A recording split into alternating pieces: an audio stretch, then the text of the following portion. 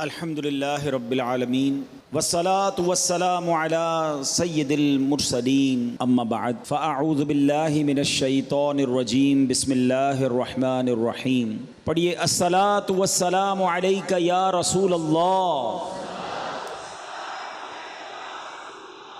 व अला आलिका व अस्हाबिका या हबीब अल्लाह। अस्सलातु वस्सलामु अलैका या नबी अल्लाह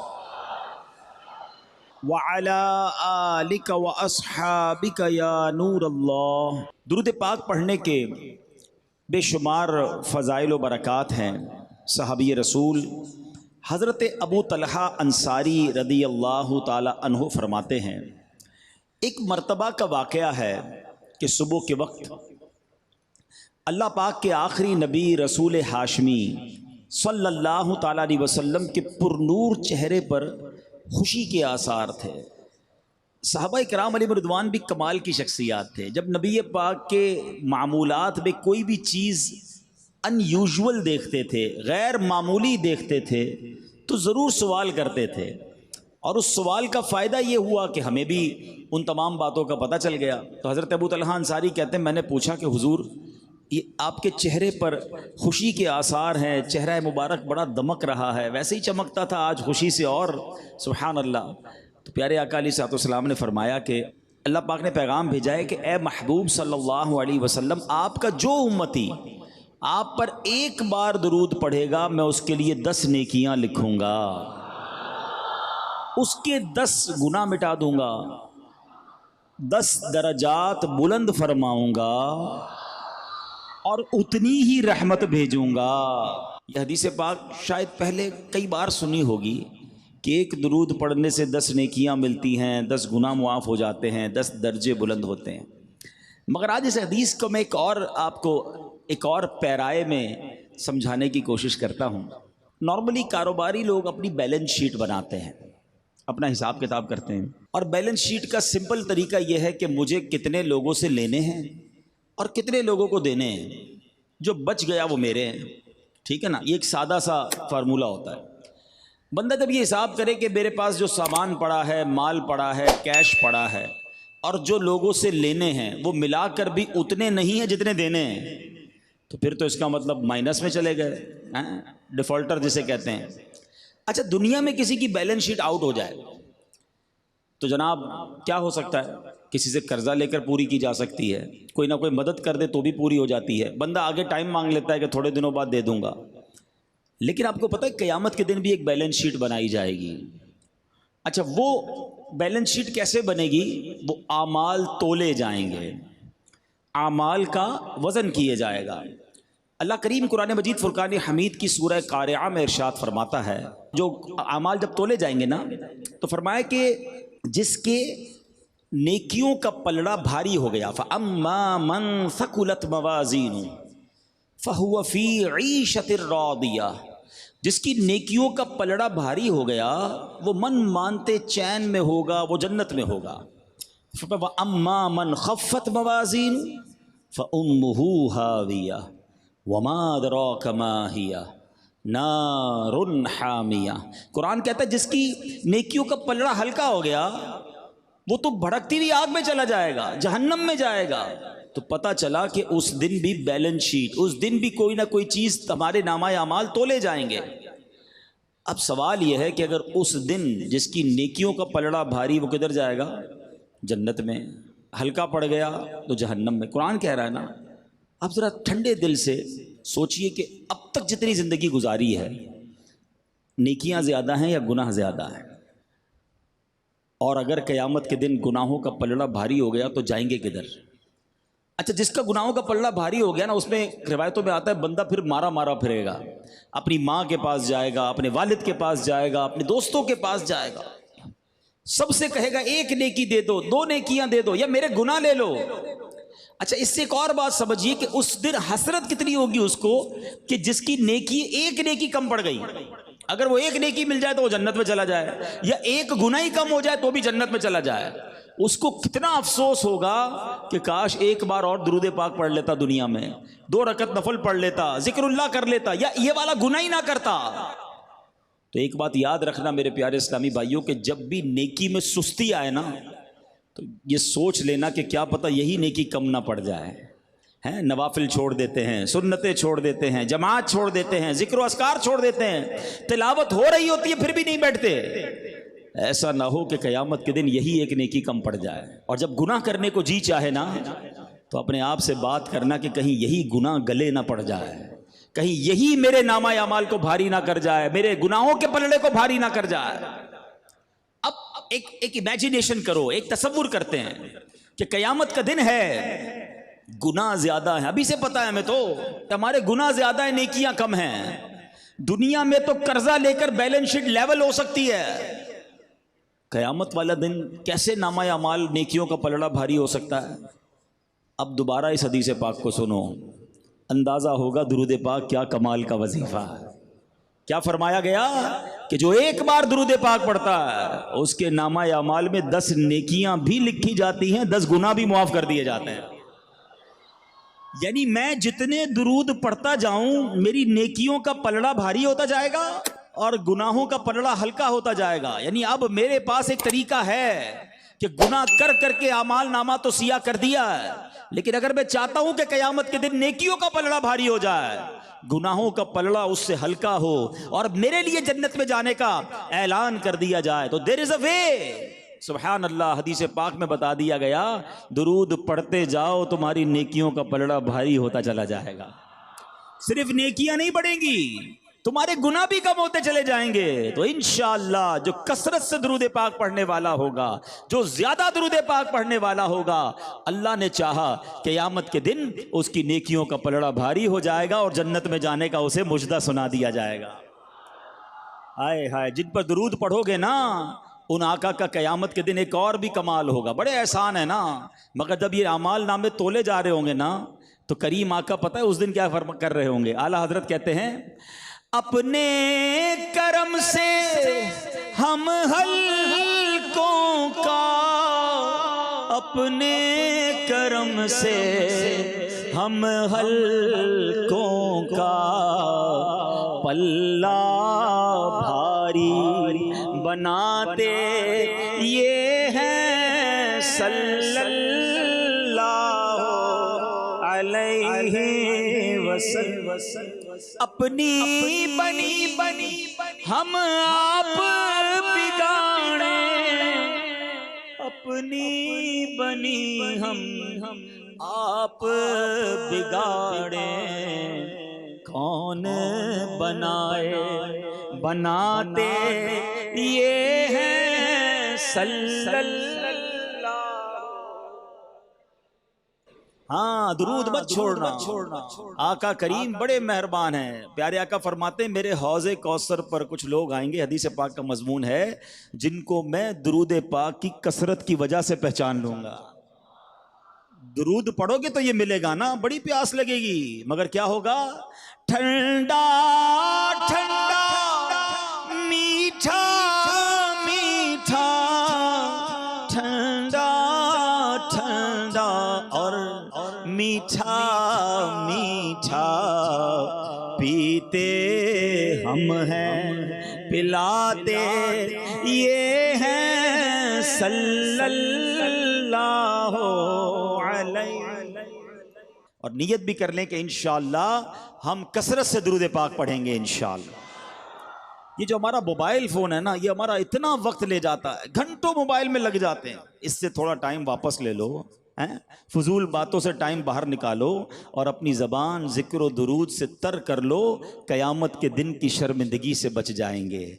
आइए मिलकर मोहब्बत के साथ बाआवाज़ बुलंद दुरूद पाक पढ़ लें। सल्लू अलल हबीब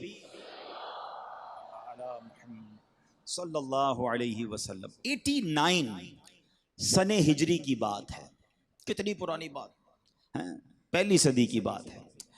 सरान द्वीप, अब इस इलाके को मौजूदा श्रीलंका कहा जाता है। इसके इलाके से एक काफिला समुंदर के रास्ते अरब की तरफ रवाना हुआ। इसमें मुसलमान भी थे जो या तो हज या उम्रे के इरादे से गए थे, और इसमें मुसलमान ख़वातीन भी थी। ये काफिला जब सिंध के साहिलों के करीब से गुजरा तो डाकुओं ने हमला कर दिया, साजो सामान भी लूट लिया और उन मुसाफिरों को कैदी भी बना लिया। इन कैदियों को दैबल नामी एक कलए में रखा गया। ये जो मौजूदा हमारा सिंध है, पाकिस्तान का सूबा, उस ज़माने में तो ज़ाहिर पाकिस्तान नहीं था, मगर ये इलाका मौजूद था, यहाँ आबादी थी और डाकुओं ने उस श्रीलंका से अरब शरीफ जाने वाले काफिले को लूटा भी और कैदी भी बना लिया। अब ये खबर उस वक्त के हुक्मरान मुसलमान तक पहुंची, जो मुसलमान हुक्मरान थे, फौरन रिहाई की कोशिश शुरू कर दी। उस वक्त सिंध का जो हुक्मरान था वो राजा दाहिर था, जो कि गैर मुस्लिम था। वो किसी भी सूरत कैदियों को रिहा करने के लिए तैयार नहीं हुआ। नेगोशिएशंस की गई, बातचीत की गई, मगर वो तैयार नहीं हुआ। तो अब क्या हुआ, एक 17 साल का नौजवान, मुसलमानों में जज्बा देखें, शान देखें, सिपह सालार किसको बनाया, 17 ईयर्स ओल्ड, 17 साल के नौजवान को एक लश्कर दिया गया और कहा कि जाकर सिंध को फतह करना है। वो नौजवान दैबल पहुंचे, काफी दिन तक जंग जारी रही। सुभान अल्लाह, कुव्वत ईमानी साथ थी। उस 17 साला नौजवान ने अपने लश्कर के साथ उस दैबल के किले को फतह भी कर लिया, कैदियों को आज़ाद भी करवा लिया। अब दैबल के जो किले का, कैद खाने का जो निगरान था ना, वो मुसलमानों को जिसने कैद किया हुआ था, वो देखता था कि मुसलमान बड़े अखलाक वाले हैं, क्या खूबसूरत इबादत करते हैं, यहाँ कैद में भी अल्लाह को याद करते हैं, नमाजें पढ़ते हैं, बड़ा मुतासिर था। अब जब मुसलमानों ने उस किले पर फतह हासिल कर ली, अपना फतह का झंडा गाड़ दिया, तो अब वही 17 साला नौजवान के सामने उस कैद खाने के जो नाजिम था उसको लाया गया। तो उस नौजवान की ज़बान में तासीर क्या थी, उस नौजवान ने उस नाजिम को या जेलर को कहा कि आप भी इस्लाम कबूल कर लें। सुभान अल्लाह, पहले ही मुतासिर था उनके अखलाक से, अब इतने खूबसूरत नौजवान को और इतनी प्यारी अंदाज में गुफ्तगू को देखा, कलमा पढ़ा और वो भी मुसलमान हो गया। आप जानना चाहेंगे वो नौजवान कौन था जिसने देबल का किला फतह किया, आगे जाके पूरा सिंध फतह किया, फिर आगे जाके पंजाब के कई शहर फतह किए। वो कोई और नहीं, वो जनाब मोहम्मद बिन कासिम रहमतुल्लाहि ताला अलैह थे। अल्लाह अकबर। अब इस वाक़े से यूँ समझिए कि जो बरे सग़ीर पाको हिंद में गोया इस्लाम की खूबसूरत रोशनी आती है, इस्लाम का पैगाम आता है, उसका ये, इसकी एक वजह भी ये बनती है।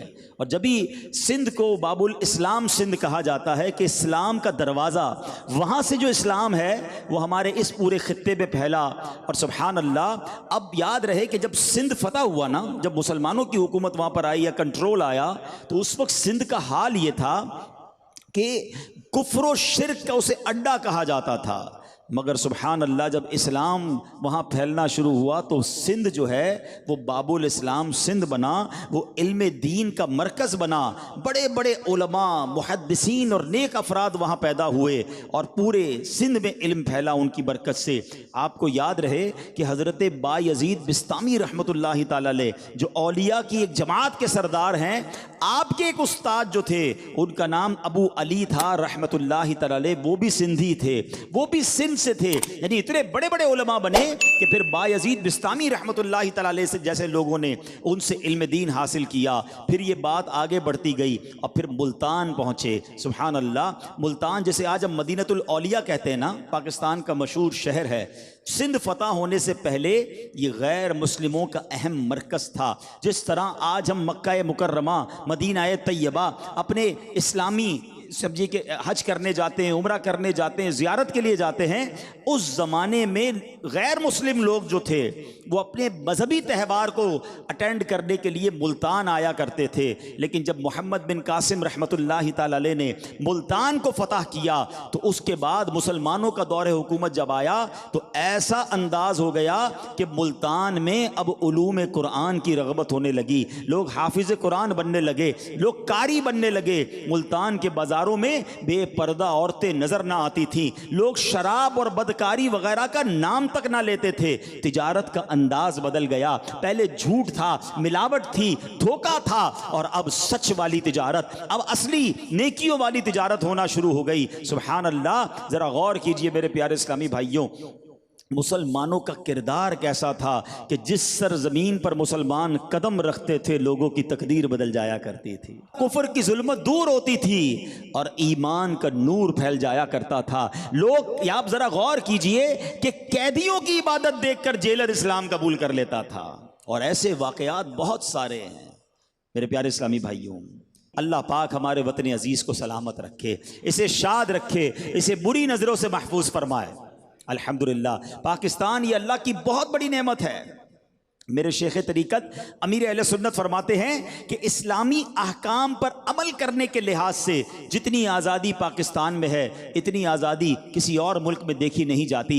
अल्हम्दुलिल्लाह, पाकिस्तान ऐसा मुल्क है जहाँ लाखों मसाजिद हैं, यहाँ गली गली मोहल्ले मोहल्ले में मसाजिदें मौजूद हैं। पाकिस्तान हाजियों का मुल्क है, हर साल लाखों लाख हाजी और ज़ायरीन मदीना यहाँ से रवाना होते हैं। पाकिस्तान हुफ़्फ़ाज़ किराम का मुल्क है, यहाँ पर लाखों की तादाद में हाफिज कुरान मौजूद हैं। सुभान अल्लाह, पाकिस्तान औलिया किराम की सरजमीन है। इस सरजमीन में बेशुमार औलिया किराम जलवा फरमा है। यहाँ मेरे दाता हुजूर भी हैं। हाँ हाँ, पाकिस्तान में बाबा फरीद हैं, पाकिस्तान में अब्दुल्ला शाह गाजी हैं, पाकिस्तान में बहाउद्दीन ज़करिया मुल्तानी हैं, पाकिस्तान में शाह रुकने आलम हैं, पाकिस्तान में लाल शहबाज कलंदर हैं, पाकिस्तान में बाबा बुल्ले शाह हैं, पाकिस्तान में पीर मेहर अली शाह साहब भी हैं, और बहुत सारे औलिया किराम आराम फरमा है। और आगे चलो तो अल्हम्दुलिल्लाह, पाकिस्तान उलमाए किराम की सरजमीन है। यहाँ बहुत सारे फैज़ान रज़ा तकसीम करने वाले बड़े बड़े औलिया किराम जलवा फरमा हैं। मुफ्ती अहमद यार खान नईमी रहमतुल्लाहि ताला अलैह यहाँ हैं, मुहद्दिस आज़म पाकिस्तान यहाँ हैं, अल्लामा अहमद सईद काज़मी शाह साहब रहमतुल्लाहि ताला अलैह यहाँ हैं। सुभान अल्लाह, ये पाकिस्तान हमारा औलिया की, उलमा की और सुभान अल्लाह आशिकान रसूल की ये जो है वो सरजमीन है। ज़रा गौर तो करो, ये वतन हमें मिला कौन से महीने में है? रमज़ान सबसे मुबारक महीना, और रमज़ान में भी 27 रमज़ान को पाकिस्तान आज़ाद हुआ है। ये अल्लाह का वो इनाम है जिसकी शायद बहुत सारे लोगों को कदर ही नहीं है। 76 साल हो गए हैं, बड़ी तादाद में लोग तो वो हैं यहाँ बैठे जो पैदा ही पाकिस्तान में हुए हैं, यानी कोई 30 साल, कोई 40 साल, 50 साल। तो अब ज़रा गौर करें कि हमने 40 साल पाकिस्तान में गुजारे, 30 साल गुजारे, 20 साल गुजारे, हमारी वजह से कितनों की इस्लाह हुई, हमने वतन की कितनी खिदमत की, ये वतन क्यों बना था याद है, इस पर क्यों कुर्बानियां दी गई थी, इसके लिए क्यों लोगों ने वतन छोड़ा था? कभी आप सोचिए, दो कौमी नजरिया क्या था? हम मुसलमान हैं और मुसलमानों का एक वतन होना चाहिए। और सुभान अल्लाह, क्या खूबसूरत नारा था, ये कैसी तहरीक आज़ादी थी कि जिसका नारा भी कलमा तैयबा पर मुश्तमिल था, और बच्चा बच्चा किस तरह नारा लगाता था कि पाकिस्तान का मतलब क्या, पाकिस्तान का मतलब क्या, कौन हमारे रहनुमा। जरा गौर कीजिए, जिस वतन का स्टार्ट, जिस वतन की तहरीक, जिस वतन को आजाद करने के लिए जो नारे लगते थे वो कुछ और नहीं थे, वो ला इलाहा इल्लल्लाह मुहम्मदुर रसूलुल्लाह सल्लल्लाहु ताला अलैहि वसल्लम के नारे से बात आगे चलती है। तो ऐ मेरे प्यारे इस्लामी भाइयों, एक वो मुसलमान थे कि कैद खाने में होते थे, उन्हें देखकर लोग मुसलमान हो जाते थे। क्या आज हम उस वतन में आकर ऐसे मुसलमान बन गए कि अगर मुझे कोई गैर मुस्लिम देखे तो मुसलमान हो जाए? आपको पता है, ये जो फार ईस्ट है, फार ईस्ट कहते हैं एशिया का वो ममालिक जो ईस्ट की तरफ हैं, सिंगापुर, मलेशिया, इंडोनेशिया, थाईलैंड, ये सारा जो खित्ता है, यहाँ बड़ी तादाद में मुसलमान है। इंडोनेशिया तो दुनिया में सबसे ज़्यादा मुसलमान वहाँ पर है। मैं एक बार फार ईस्ट गया और मैंने वहाँ के कुछ मुसलमानों से पूछा कि ये बताएं कि यहाँ इस्लाम कैसे पहुँचा। तो वो कहते हैं यहाँ पर इस्लाम बहुत ज़्यादा पुराना नहीं है, चंद 100 साल पहले अरब के ताजरान आए थे, बिजनेस करने आए थे। जरा गौर से सुनिएगा, बड़ी तादाद में यहाँ ताजरान होंगे, मैं तमाम मुसलमान ताजरान से बात करना चाहता हूँ। हैं, चंद 100 साल पहले कोई मदनी काफिला नहीं गया था, कोई इस्लाम की दावत देने के लिए उलमा नहीं गए थे, वो कहते बिजनेसमैन आए थे, अरब से तुज्जार आए थे, हम उनसे कारोबार करते थे। कारोबार में जब भी नमाज का वक्त होता वो नमाज पढ़ते, यहाँ के लोग उन्हें, यहाँ के लोग उन्हें नमाज पढ़ते देखते थे, जब वो बात करते थे तो सच बोलते थे, सौदा बेचते थे तो सच्चा बेचते थे। वो कहते रात कभी कभी होता था, सामान रात में आता था, उजाला नहीं होता था, मगर मुसलमान कहता था ये सामान में ये आइटम है। हम उजाले का इंतजार ना करते थे कि मुसलमान कह रहा है तो सच कह रहा होगा। सुबह उठ के जब वो चीज़ खोलते थे तो वही होती थी जो रात के अंधेरे में उसने हमें बेची होती थी। मुसलमानों की ईमानदारी देखकर, उनकी शराफत देखकर, उनके चेहरे का नूर देखकर, उनकी इबादतें देखकर हम कारोबार भी करते गए और कलमा भी पढ़ते गए। एक दो नहीं, 1000 2000 नहीं, आज फार ईस्ट में करोड़ों मुसलमान हैं। मगर वो मुसलमान कैसे बने? वो मुसलमानों को देखकर मुसलमान बन गए, बिजनेसमैन को देखकर मुसलमान बन गए, उनकी सच्चाई देखकर मुसलमान बन गए। मैं अहले वतन को पूछना चाहता हूं, क्या हम ऐसे मुसलमान बने? पर आज तो हाल यह है कि हमारे बारे में जिस तरह की बातें दुनिया में होती हैं, एक चूंकि यौम आज़ादी के दिन हैं, पाकिस्तान के अच्छे पहलू इतने हैं कि मैं सारी रात बयान करता जाऊं, और मदनी शरीफ पर हम करते रहते हैं कि अल्लाह ने पाकिस्तान को कितनी खूबसूरतियों से, कितने मौसमों से और किन किन नेमतों से नवाजा है। मगर हमें अपनी तरक्की के लिए अपनी कमज़ोरियों को भी देखना होगा। ज़रा गौर कीजिए मेरे प्यारे इस्लामी भाइयों, एक गैर मुस्लिम मुफक्किर था, उससे किसी मुसलमान ने कहा कि तुम इतने साहिब अकल हो, इतना मुताला है, इस्लाम पर बड़ी उसने स्टडी की हुई थी, तो मुसलमान क्यों नहीं हो जाते? वो कहता है कि बात यह है कि जब मैं मुसलमानों की किताबें पढ़ता हूँ ना, मुकद्दस किताबें, तो मेरा जी चाहता है कि इन किताबों को सारी ज़िंदगी सीने से लगाए रखूँ। जब तुम्हें पता है कि इस्लाम इतना अच्छा मज़हब है तो मुसलमान हो जाओ। कब मगर बात यह है, जो कुरान में इस्लाम में पढ़ता हूँ मुझे मुसलमानों में नज़र नहीं आता है। मुसलमानों को देखता हूँ तो मुझे लगता है कि कुरान कुछ और कह रहा है, इनके नबी अलैहिस्सलाम की हदीसें कुछ और कह रही हैं, मगर मुसलमान बाअमल नजर नहीं आ। मैं कैसे इस्लाम कबूल कर लूं? जरा गौर कीजिए, पहले के मुसलमान वो थे जिन्हें बताना नहीं पड़ता था, उन्हें देखकर लोग इस्लाम कबूल करते थे, और आज के मुसलमान वो हैं जिनको देखकर बंदा कबूल करने वाला भी रुक जाता।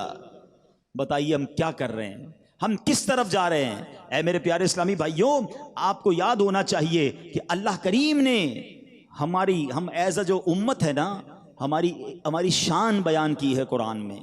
कुरान मजीद फुरकान हमीद में इरशाद होता है, कुंतुम खैर उम्मतिन उखरिजत लिन्नास तअमुरून बिल मारूफ व तनहौना अनिल मुनकर व तुमिनून बिल्लाह। कुरान कहता है मुसलमानों तुम बेहतरीन उम्मत हो जो लोगों की हिदायत के लिए जाहिर की गई।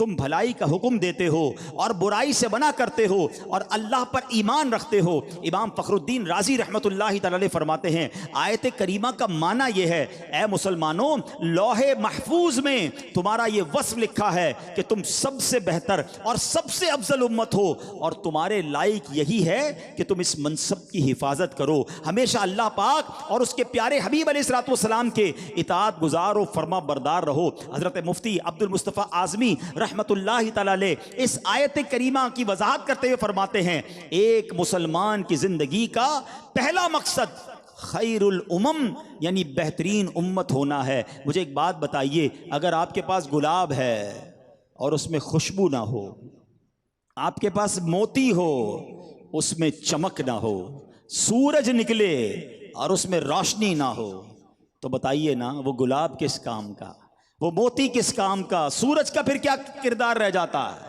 मुझे कुरान कह रहा है कि मैं बेहतरीन उम्मत हूं, और मेरे अंदर अगर वो वस्फ ही नहीं है, मैं वैसा बन ही नहीं रहा।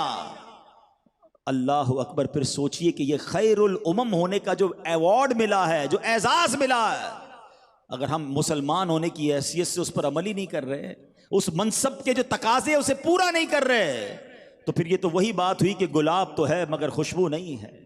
ऐ मेरे प्यारे इस्लामी भाइयों, होना यह चाहिए था कि पूरी दुनिया की कौमें मुसलमानों की पैरवी करती कि अगर चलना है तो मुसलमानों के नक्शे कदम पर चलो, इनके फुट स्टेप को फॉलो करो, ये कामयाब तरीन लोग हैं। मगर कुरान कह रहा है खैरुल उम्म, बेहतरीन उम्मत, और ये उम्मत किसी और के नक्शे कदम पर चल रही है। हमने तो आइडियली किसी और को बनाया हुआ है, हम जनाब गैर मुस्लिमों के तरीके पर चलने को कमाल समझते हैं, हालांकि हमारे इस्लाम में वो सब कुछ मौजूद है। और हमें कुरान कह रहा है कुंतुम खैर उम्मतिन, तुम बेहतरीन उम्मत हो। अब सोचिए, बेहतरीन बन गए हो ना, तो उसके तकाजे भी पूरे करने हैं। बहरहाल मेरे प्यारे इस्लामी भाइयों, अब आगे चलते हैं कि बेहतरीन उम्मत जब हमें कुरान ने कहा है तो अब इसकी फजीलत भी क्या है। एक बार हज़रत मूसा कलीमुल्लाह अला नबीना वालेस्सलाम पर जब तौरात शरीफ नाजिल हुई ना, तो आपने उस तौरात शरीफ में एक उम्मत के फ़ज़ाइल पढ़े। ज़रा सुनिएगा, अंदाज़ा होगा कि हम पर मेहरबानी कितनी बड़ी की गई है,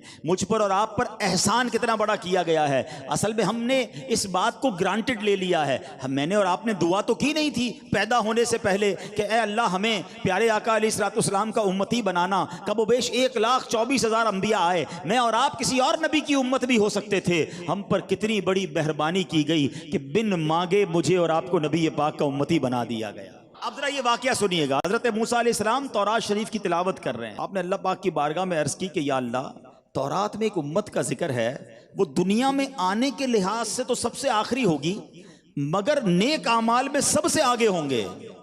अल्लाह उस उम्मत को मेरी उम्मत बना दे।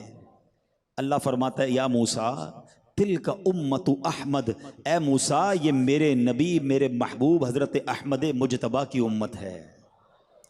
हज़रत मूसा ने कहा या अल्लाह, मैंने तौरात में पढ़ा है एक ऐसी उम्मत भी होगी जिनकी शफाअत की जाएगी, मेरे मौला वो उम्मत मेरी उम्मत बना दे। अल्लाह फरमाता है ए मूसा वो उम्मत मेरे आखिरी नबी जनाब रसूलुल्लाह सल्लल्लाहु अलैहि वसल्लम की उम्मत है। हज़रत मूसा कहते हैं या अल्लाह, मैंने एक उम्मत का जिक्र पढ़ा है जिनकी दुआएं कबूल की जाएंगी, ए अल्लाह वो उम्मत मेरी उम्मत बना दे। इरशाद होता है ए मूसा वो उम्मत मेरे नबी की उम्मत है, जनाब रसूलुल्लाह की उम्मत है। हज़रत मूसा अर्ज़ करते हैं अल्लाह मैं ऐसी उम्मत का जिक्र पढ़ रहा हूँ जो आखिरी वक्त में आएगी, जिसके सीनों में कुरान होगा, वो कुरान की तिलावत किया करेंगे। ए अल्लाह ये उम्मत मेरी उम्मत बना दे। रब्बे काबा ने फरमाया तिल का उम्मतु अहमद, ए मूसा ये जो उम्मत है मेरे हबीब अलैहिस्सलाम की उम्मत है। हज़रत मूसा कहते हैं या अल्लाह मैंने एक उम्मत का जिक्र पढ़ा है, वो नेकी का पुख्ता इरादा करेंगे तो उनके नामा अमाल में एक नेकी लिख दी जाएगी, और जब नेकी करेंगे तो एक की जगह उनको 10 नेकियों का सवाब मिलेगा। ए अल्लाह करम कर दे, वो उम्मत मेरी उम्मत बना दे। इरशाद होगा या मूसा तिल का उम्मतु अहमद, ए मूसा वो उम्मत जो है मेरे हबीब अलैहिस्सलाम की उम्मत है। हजरत मूसा इतने सारे फजाइल पढ़ने के बाद अर्ज करे मौला या रब्बी फजअलनी मिन उम्मती अहमद, ए अल्लाह जब इस उम्मत के फजाइल इतने हैं तो ए रब्बे करीम मुझको भी उस नबी का उम्मती बना दे। वो हमारे नबी उनके हम उम्मती, पता ही नहीं हमने कितनी बड़ी मेरे और आपके पास नेमत है।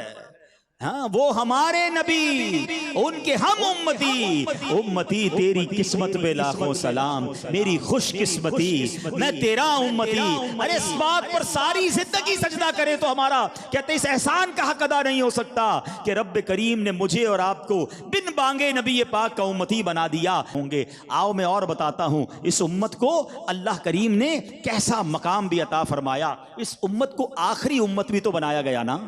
हाँ इसके पीछे भी राज है। हाँ आखिरी उम्मत, मेरे आका आखिरी नबी, और इस उम्मत को आखिरी उम्मत भी बनाया गया। इसकी बहुत सारी हिकमतें उलमा ने बयान की हैं। सुभान अल्लाह, कुरान मजीद फुरकान हमीद में इरशाद होता है व कज़ालिका जअलनाकुम उम्मतन वसतन लितकूनु शुहदा, फरमाया और इसी तरह हमने तुम्हें बेहतरीन उम्मत बनाया ताकि तुम लोगों पर गवाह बनो। यानी ये उम्मत मुस्लिमा की आखिरी उम्मत होने की हिकमत है।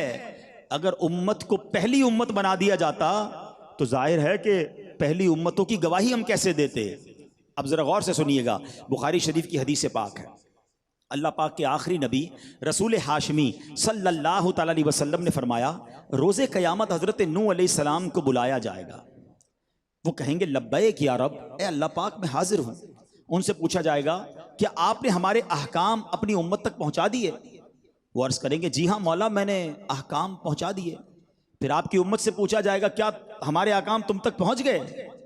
तो वो बदबख्त जिनको हज़रत नूह अलैहिस्सलाम 950 साल तक तबलीग करते रहे, वो अल्लाह की बारगाह में साफ इनकार कर देंगे और कहेंगे मा अताना मिन नदीर, हमारे पास तो कोई डराने वाला या अल्लाह तेरे अहकाम पहुँचाने वाला नहीं आया। हज़रत नूह अलैहिस्सलाम से कहा जाएगा ए नूह आपके पास कोई गवाह है? आपकी उम्मत तो इनकार कर रही है। हज़रत नूह अलैहिस्सलाम अर्ज़ करेंगे हाँ रब्बे करीम मुहम्मद मुस्तफ़ा सल्लल्लाहु अलैहि वसल्लम और उनकी उम्मत मेरी गवाह है। हाँ, इस उम्मत को गवाह बनाया गया है। जनाब रसूलुल्लाह सल्लल्लाहु अलैहि वसल्लम फरमाते बस ये उम्मत गवाही देगी कि हज़रत नूह अलैहिस्सलाम सच कहते हैं और मेरे मौला उन्होंने तेरा पैगाम पहुंचाया। एक और रिवायत में है सरकार दो आलम अलैहिस्सलातु वस्सलाम फरमाते हैं कि रोज़े क़यामत जिस नबी की भी उम्मत उन्हें झुटलाएगी, यानी कहेगी मौला उन्होंने तेरा पैगाम नहीं पहुँचाया, मेरे आका फरमाते हम उनके हक़ में गवाही देंगे। हाँ, ये मनसब मिला है इस उम्मत को, ये मकाम मिला है कि क़यामत के दिन गवाही देगी ये उम्मत। जिस नबी के पैरोकार उनकी तबलीग का इनकार करेंगे, उनके हक पहुंचाने का इनकार करेंगे, सुभान अल्लाह, सरकार अलैहिस्सलाम के सदके ये उम्मत उनकी गवाही देगी। अच्छा, सिर्फ क़यामत में ये उम्मत गवाह नहीं है, ये उम्मत इस दौर में भी गवाह है। हाँ, अब एक और हदीस सुनो, बड़ी अहम बात, ख़ास तौर पे जितने नौजवान यहाँ बैठे वो ज़रा और गौर से सुने। हज़रत अनस बिन मालिक रज़ी अल्लाह तआला से रिवायत है, एक मरतबा एक जनाजा गुजरा, सहाबा इकराम ने मरने वाले की तारीफ़ की कि बंदा बड़ा अच्छा था। जनाजा गुजरा तो सहाबा इकराम ने मरने वाले की तारीफ़ की। नबी पाक ने फरमाया वजबत, वाजिब हो गई। थोड़ी देर बाद एक और जनाजा गुजरा तो सहाबा इकराम में गुफ्तगू हुई कि वो बंदा आमाल उसके ठीक नहीं थे, उसमें अंदर बड़ी बुराइयां थी। नबी पाक ने फरमाया वजबत, वाजिब हो गई। सहाबा इकराम ने अर्ज़ की हुज़ूर पहली मैयत गई तब भी आपने कहा वजबत, दूसरी मैयत जिसके गुनाहगार था फिर भी आपने कहा वाजिब हो गई। तो नबी पाक ने फरमाया जिस मैयत के हक में तुमने भलाई की गवाही दी उसके लिए जन्नत वाजिब हो गई, और जिस मैयत के हक में तुम बुराई की गवाही दो उसके लिए जहन्नम वाजिब है। फिर आगे फरमाया अंतुम शुहदाउल्लाहि फिल अर्द, तुम जमीन में अल्लाह पाक के गवाह हो। अब जरा गौर कीजिए, ये उम्मत जमीन में रब की गवाह है। अब अगर आज मैं और आप सोचें कि मेरे बारे में लोग क्या कहते हैं, आजकल पता है लोगों का एक अजीब सा फिनोमेना है, अजीब सी बातें लोग करते हैं कि यार कुछ भी कहें मेरे बारे में, मुझे क्या है, मुझे कोई परवाह नहीं है भाई अगर कोई बुरा कहता है। खुशी देने वाला कौन है, रोजी देने वाला कौन है, इज्जत देने वाला कौन है, औलाद देने वाला कौन है, किसी के घर शादी ना हो रही हो रिश्ता देने वाला कौन है, ये वतन देने वाला कौन है। अब अपने दिल पर हाथ रख के मेरा जुमला सुनना, ये कैसी खुशी है कि तुम खुश हो रहे हो, तुम्हारे दोस्त खुश हो रहे हैं, तुम्हारे घर वाले खुश हो रहे हैं, और जिसने खुशी दी है वो रब नाराज हो रहा है। ये खुशी है, ये खुशी का अंदाज हमने क्या कर दिया। माँ बाप से पूछो बच्चे का रिश्ता कितनी मुश्किल से होता है, मगर जब रिश्ता हो जाए तो कौन सा गुनाह है जो हम अल्लाह को नाराज करने वाला नहीं करते। नाच गाना शराब बेहयाई, अरे अल्लाह ने खुशी दी और तुम अल्लाह ही को नाराज कर रहे हो। हमारे पास आते हैं लोग कहते जनाब बच्ची की शादी पर लाखों करोड़ों रुपए खर्च किए मगर बच्ची ससुराल में खुश नहीं है, हैं? बेटे और बहू की लड़ाई बहुत ज्यादा है, औलाद नहीं हो रही है, चैन नहीं है। मुझे बताओ इस खानदान की इब्तिदा में तुमने अपने रब को कितना नाराज किया था। हाँ, हजरत हसन बसरी रहमतुल्लाहि तआला अलैह का गालिबन कौल है, आप फरमाते जिस नेमत की कदर नहीं की जाती अल्लाह करीम उसी नेमत को अजाब बना देता है। कई लोग शादी के बाद और बर्बाद हो जाते हैं। शादी बड़ी नेमत है, शादी बहुत बड़ी नेमत है, बहुत बड़ा सुकून है इंसान के लिए, लेकिन कुछ लोग शादी के बाद परेशान हो जाते हैं।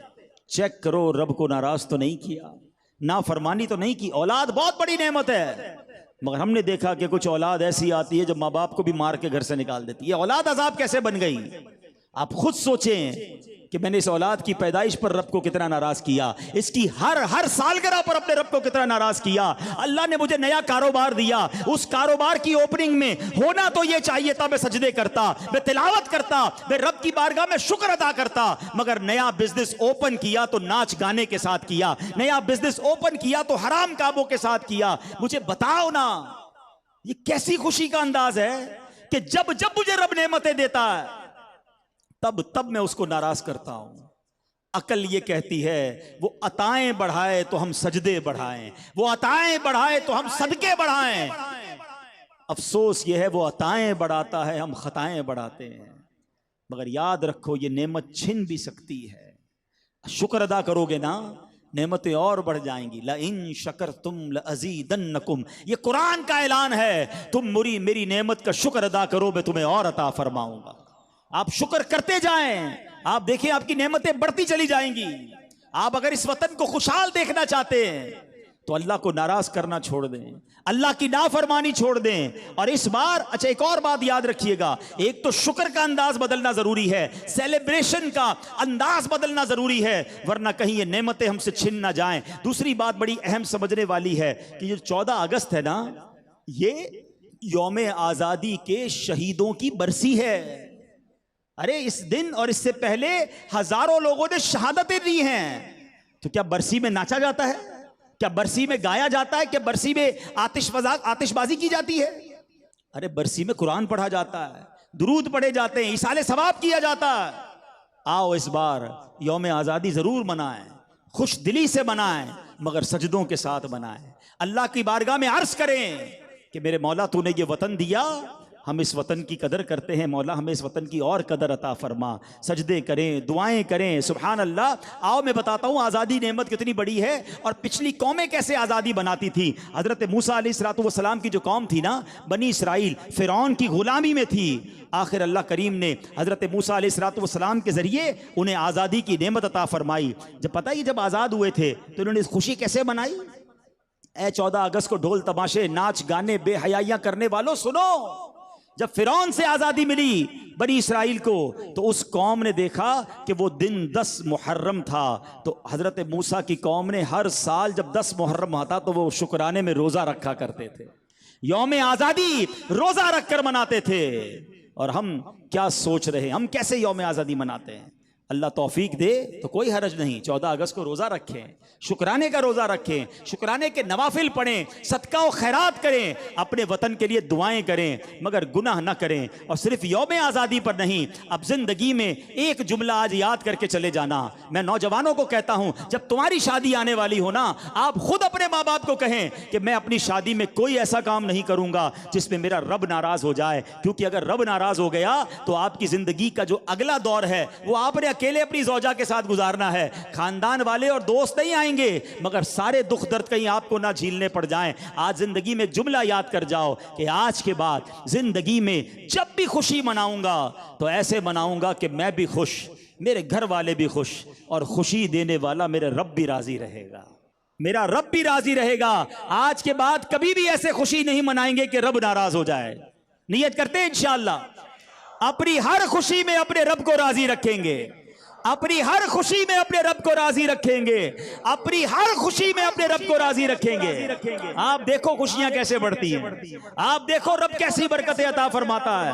आप शुक्र अच्छे अंदाज में अदा करो, आप देखो आपकी दौलत में अल्लाह बरकत डाल देगा, आपके खानदान में खुशियां अता फरमाएगा, आपकी सेहत में खुशियां आ जाएंगी। और अल्लाह करीम से दुआ है, हम जो ये नियत कर रहे हैं कि इंशाअल्लाह यौम आज़ादी भी अल्लाह की इबादत करके बनाएंगे, ए अल्लाह इस नियत के सदके हमारे वतन को खुशहाल फरमा दे, हमारे वतन को आबाद कर दे, हमारे वतन से मैली नजर को दूर फरमा दे। तो आओ मेरे प्यारे इस्लामी भाइयों, वतन से मोहब्बत का पैगाम देते हुए वतन के लिए मजीद दुआएं करने के लिए नियत करें कि इंशाअल्लाह मदनी काफिले में हम सब सफर करेंगे इंशाअल्लाह। सुभान अल्लाह, सुभान अल्लाह। अच्छा एक और भी नियत कर लें। देखिए क्या बात है दावत इस्लामी की, हमारे आखिरत की बेहतर की भी कोशिश करती है, हमारे माहौल को बेहतर करने की भी कोशिश करती है। सब परचम लगाते हैं, बिल्कुल लगाना चाहिए, हमें बहुत प्यार है हमारे वतन से, इस परचम से भी प्यार है, परचम भी हमारा सब्ज़ है, सुभान अल्लाह। गुंबद खजरा भी सब्ज़ है, पाकिस्तान का परचम भी सब्ज़ है, सुभान। हाँ ये नबी पाक की अता है। आपको बताऊँ पाकिस्तान ये अल्लाह के राजों में से एक राज है। हाँ पाकिस्तान, देखिए मैं और आप किबले की तरफ रुक करके नमाज पढ़ते हैं ना, मुंह मेरा काबे की तरफ। पाकिस्तान वाले जब कहते हैं ना मुंह मेरा काबे की तरफ, आपका पता है आपका रुख कहाँ होता है? आपका रुख ऐन बाबे काबा के सामने होता है, जिसको रहमत का दरवाज़ा कहते हैं। पाकिस्तान बाबे काबा की सीध में है। और जब मैं और आप थोड़ा सा दाईं तरफ मुड़कर मदीने की तरफ जब रुख करके दुरूद पढ़ते हैं ना, तो है पता है अब आप पाकिस्तान किस रुख पर है? पाकिस्तान ऐन नबी पाक के कदमों की सीध में है। हाँ प्यारे आका के कदमों की सीध में जन्नतुल बकी भी है। जब हम मदीने की तरफ रुख करके दुरूद पढ़ते हैं ना, तो हमारा रुख नबी पाक की तरफ भी होता है, जन्नतुल बकी की तरफ भी होता है। अल्लाह हम सबको जन्नतुल बकी नसीब फरमाए। हाँ ये बड़ी प्यारी सड़क है, ये जन्नतुल बकी की जो सड़क है ना, ये सीधी जन्नत की सड़क है। आला हज़रत कहते हैं ना तैबा में मर के ठंडे चले जाओ आंखें बंद, तैबा में मर के ठंडे चले जाओ आंखें बंद, सीधी सड़क ये शहर शफाअत नगर की है, धीमी सुहानी सुबहों में ठंडक जिगर की है, दिलों की हवा ये किधर की है।